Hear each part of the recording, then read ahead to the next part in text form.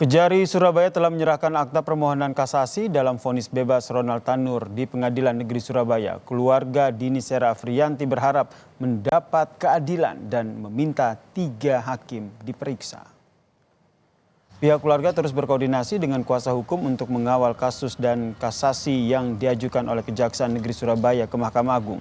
Kasasi yang diajukan oleh Kejaksaan saat ini agar terdakwa dapat dihukum yang setimpal dan meminta adanya pemeriksaan terhadap ketiga hakim yang memvonis bebas terdakwa Ronald Tanur.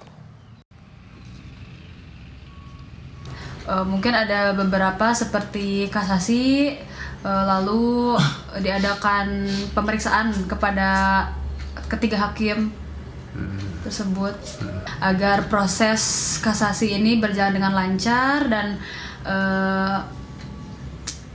kasusnya segera selesai dan keluarga segera mendapatkan keadilan.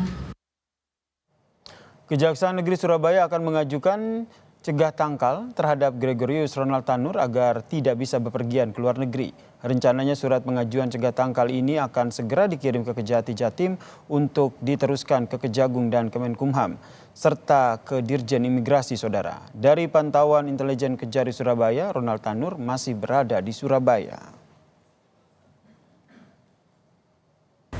Cegah tangkal ini tentunya nanti kami layangkan secara segera mungkin. Hari ini Mas, rencananya akan kami langsung layangkan supaya nanti juga yang bersangkutan atau Gregorius Ronald Tanur ini bisa kita lakukan monitor supaya yang bersangkutan tidak bepergian ke luar negeri.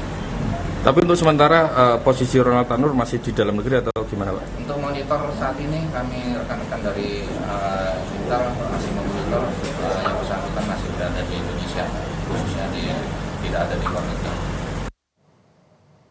Sementara itu, saudara, anggota DPR RI Rieke Diah Pitaloka Senin siang mendatangi Kejaksaan Tinggi Jawa Timur untuk mengawal kasus vonis bebas Gregorius Ronald Tanur, pelaku pembunuhan dari Dini Sera. Rieke dan juga sejumlah aktivis yang tergabung dalam aliansi Justice for Dini Sera datang ke Kejaksaan Tinggi Jawa Timur untuk mengawal kasasi pada vonis bebas Gregorius Ronald Tanur, di mana Rieke menilai pengawalan ini dilakukan sebagai bentuk perlawanan terhadap ketidakadilan. Rieke juga meminta keadilan atas kasus ini. Tidak ingin bahwa suatu kasus yang terindikasi kuat adanya suatu kejahatan yang luar biasa kemudian bisa bebas murni begitu dengan mengabaikan fakta persidangan, bukti indikasi diabaikannya fakta dan bukti persidangan, dan juga hampir keseluruhan tuntutan jaksa penuntut umum itu nggak dihitung sama sekali. Saudara Rifat